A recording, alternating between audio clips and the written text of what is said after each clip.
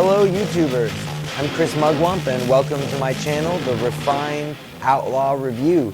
We're going to be talking about great works of literature that exist on the fringe by some really terrific authors. We're going to be talking about movies that break the concept of what story can be. We're gonna even talk about music.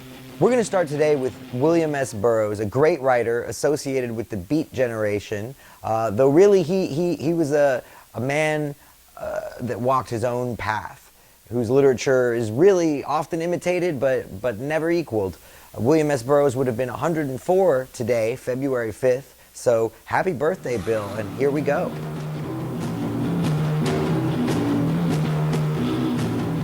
William S. Burroughs is a fantastic author, a true individual. If you're not familiar with his works, I dare you to be adventurous. They're not easy works. His Cut Up trilogy, which was just an experimental method of writing literature that his friend Brian Gysin invented, in which text was cut up and rearranged randomly. I mean, it defies what we even think of as literature. It walks a dangerous line. It's dangerous today. Is it plagiarism? Is it original art? I mean, if you're cutting up someone else's text, does that make it yours? There's a lot of interesting questions here at play.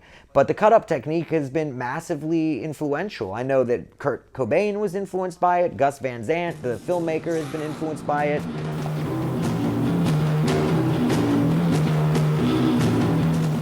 Although Burroughs is always associated with the Beat generation, I really refer to him as the godfather of the Beat generation more than actually being a member. He was living in self-imposed exile. Well, I guess it wasn't self-imposed. He was fleeing narcotics charges in America and moved to Mexico City, where he killed his wife in the now infamous William Tell Act. Hanging out drunk in an apartment, his wife, Joanne Vollmer Burroughs, placed a shot glass on top of her head, and she said, "Well, I think it's about time for our William Tell Act." To which Burroughs, who was a firearms aficionado his whole life, replied, "All right, my dear," and attempted to shoot the shot glass off of her head. The glass rolled intact on the ground, as far as the legend goes, and Joan fell with a small red dot in the middle of her forehead, instantly dead. Now this is something that has shocked audiences, and it's solidified his reputation as a controversial figure. I mean, this was a man who, accident or not, killed his wife. It was a deep regret, and it was one that propelled him into writing. This is to paraphrase a quote by Burroughs. He said in his introduction to his novel Queer, he said, "I have come to the horrifying conclusion that were it not for Joan's death, I would never have become a writer." This put him into a constant struggle with what he called the ugly spirit. Burroughs was a man who believed in dark forces and their ability to possess us and make us do horrible things. I don't know if he meant that necessarily literally, but I do believe that the powers of magic were always alive in his writing and in his mind. And that murder of his wife was his first contact with the ugly spirit, a force that he felt in constant struggle with, and his only choice to fight it was to write his way out.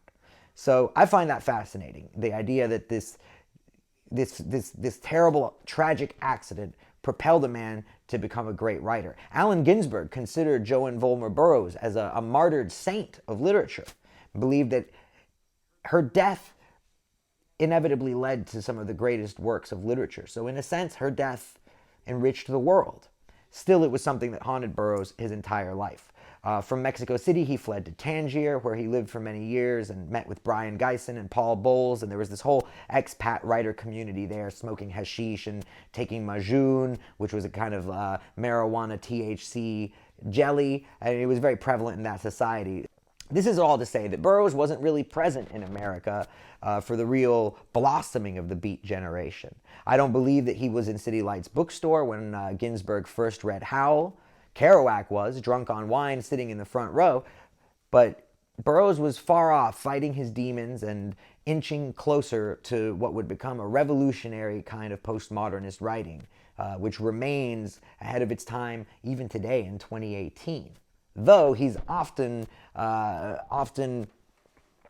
imitated, he's never been surpassed. Few writers came close.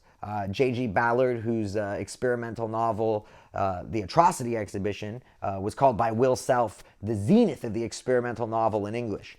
It's second only to Naked Lunch. Another lesser-known writer was Kathy Acker, kind of an American, very feminist punk rock writer, and she used William Burroughs' cut-up technique to write some of her works, and I'll get back to that in a second.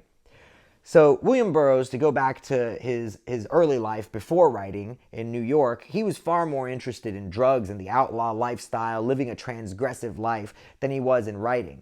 He did write an early novel with Jack Kerouac, which has been published now. It was known as The Hippos Were Boiled in Their Tanks, which came from a headline. Burroughs loved to cut up newspapers, even before he'd really discovered the cut-up method, which was actually his friend Brian Geison's idea. He was into collage technique, which was something I think that he owed to the Surrealists. He was very interested in the subconscious, very interested in how words played on our systems, our intellectual systems, and even physically as a kind of virus.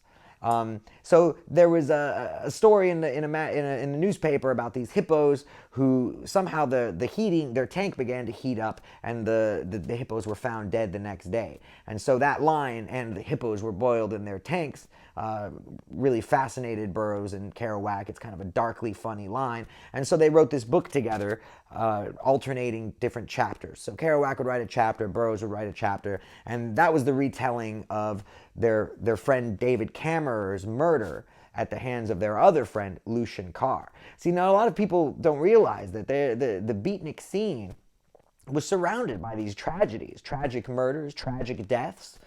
All through their careers, there was really kind of horrific circumstances following these great works of art. There's a pretty good movie, well actually there's two pretty good films made about this murder, the murder of David Kammerer, who was a friend of William Burroughs. I believe they were friends from St. Louis. That's where Burroughs was born, in St. Louis, Missouri. So David Kammerer had become fixated. He was a homosexual man, an intellectual, and he'd become fixated on the young Lucien Carr, who was a very attractive, very promising young man, and he was just obsessed with him. And David Kammerer was very intense in his, very stalkery in his pursuit of Lucien Carr, and Lucien Carr allowed this, for his own benefit. He let David write his term papers, he let David do his homework, he kind of kept David around and led him on, but Lucien Carr wasn't a homosexual and never had any intention of the relationship going further.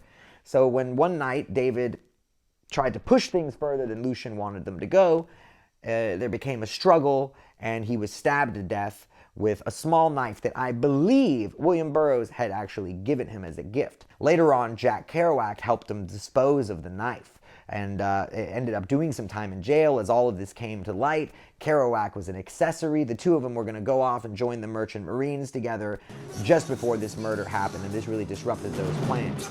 The two films that focus on the murder of David Kammerer at the hands of Lucien Carr are Kill Your Darlings, starring Daniel Radcliffe as a young Allen Ginsberg. There was an earlier film made called Beat, in which Norman Reedus plays a Lucien Carr.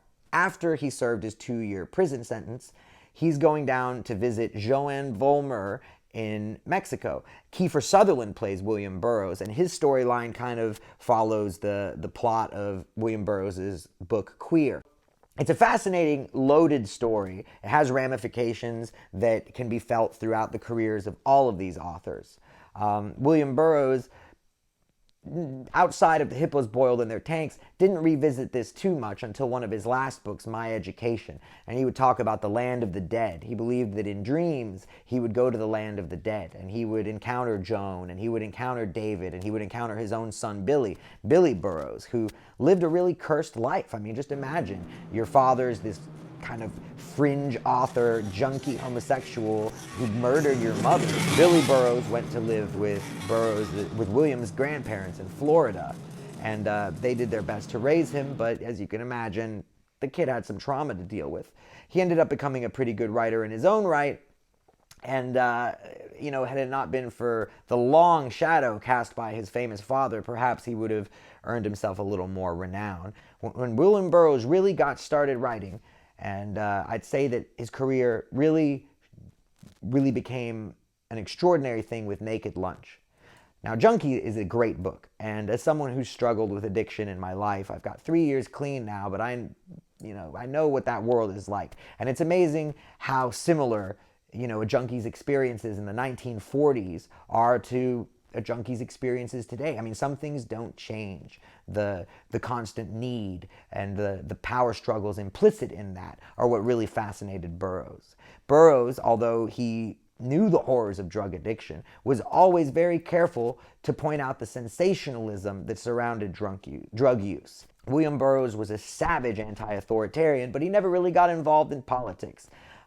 He was not the left-leaning radical that Ginsberg was, and he wasn't the kind of right-wing conservative that Kerouac became. I would describe him, if anything, as an anarchist. So with that little bit of background and biographical information on Burroughs and his writing, I'd like to share with you a few things from my own Burroughs collection. The first, and really the pièce de résistance in my Burroughs collection, is this amazing anthology here. It's a collected anthology of Junkie, Queer, and Naked Lunch. Now, Queer was really Burroughs' second novel, I believe, but it didn't come out until the 80s. I think 1985 is when Queer came out. So it was a very early Burroughs book, more similar to Junkie than the experimental cut-up style that came later. And Queer focused on Burroughs living in Mexico City and having this kind of unrequited love affair with Allerton, this younger man that he's become fixated on. At this point, he's off the junk, but drinking heavily and kind of in what we now call post-acute withdrawals, which is a really depressive state when the body's out of whack, the mind's out of whack, and he's just really struggling with his demons. It's a soul-crushing book written in the third person, which is one of the big shifts from Junkie, which was written in the first person. Junkie really feels like a first-person autobiographical account of the trials and tribulations of being a drug addict. Okay, and of course we have Naked Lunch, Burroughs' most well-known work, a truly revolutionary work of postmodern literature, a nightmare that just explodes across the page, and it is, if you have not read it, it's an experience. It's unlike any book I've ever read. It's not a novel in the sense you think of characters changing over time and storyline, plot. All of that is sacrificed for an all-out assault on the mind. It's like the subconscious spilling out, and there's all these different pieces kind of swirling around.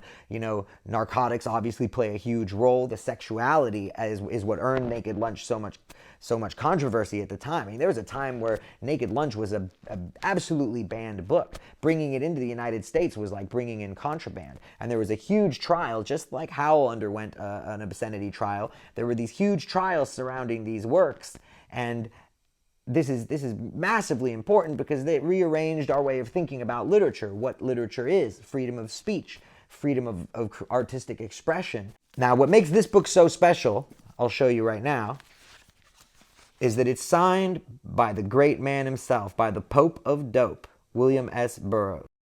I'm Chris Mugwump. You can find me on Instagram.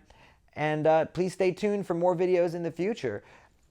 You guys have a wonderful day, evening, night, wherever you may find yourself in this strange mass consensual hallucination known as the internet. Come back to visit the Refined Outlaw Revue.